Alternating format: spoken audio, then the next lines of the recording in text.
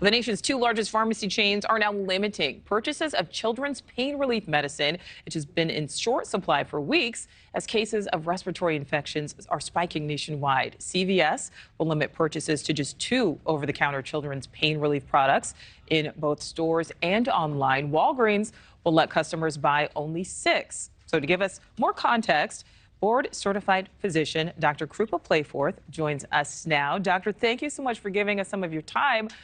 You know, so many parents use this pain relief medicine. What is your advice to parents looking for it?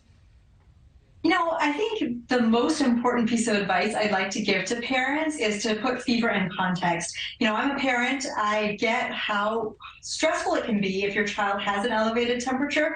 But I think a lot of parents panic and focus very much on bringing the temperature down rather than looking at the child as a whole. You know, fever itself is not dangerous. It is the way the body fights the infection. And there actually isn't a magic number that says, oh, you need to go to the emergency room right now, except in very specific contexts, such as, you know, infants under the age of 2 months. So when when your child is sick and they have a fever, I think that it's really important to just take a step back and sort of look at the whole picture rather than focusing just on that number. That's a really good point. You know, it is the body trying to fight the infection there.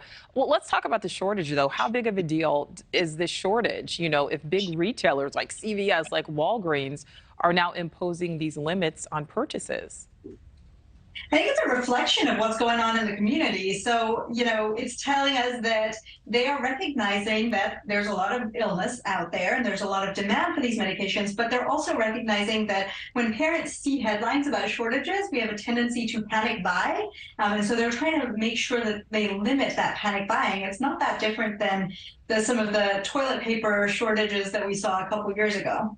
You're a physician. How long do you expect this to last, and how big of a deal ultimately, you know, do you think that this really is and will be?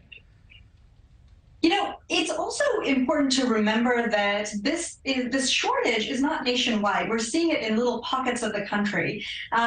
I think we're right at the beginning of respiratory season, so I anticipate that respiratory illness is going to continue, especially in the aftermath of travel for the holidays.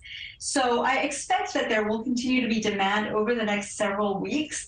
My hope is that by doing things like limiting purchases, making sure that people are not panic buying, there's more medication to go around. And doctor, before we let you go, you know, you said that a fever is really the body trying to fight the infection. Let's say a parent is not able to get this fever reducer, this pain relief. What are some other alternatives that they can do to try to bring those fevers down? Well, that's a great question. So you can try getting a generic or a store brand option. Those are equivalent. You could try buying a different child version of the medication you usually buy. So for example, if somebody is usually buying child ibuprofen, you can buy infant ibuprofen if you can find that instead. Just important to remember that your dose, the amount that you give, is going to be different because the concentration of that medication is different.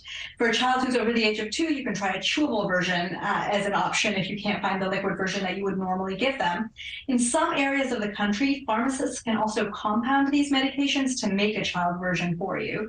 But the most important thing is just to lean on your network, you know, because these shortages are happening in pockets of the country. If you're really struggling, you can reach out to family or friends in other areas of the country, or even just to your local mom network and see if somebody's around to help you out. All right.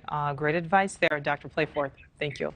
Thank you for watching. Go to newsnationnow.com to find NewsNation on your television provider. And don't forget to click the red subscribe button below to get more of NewsNation's fact-driven, unbiased coverage.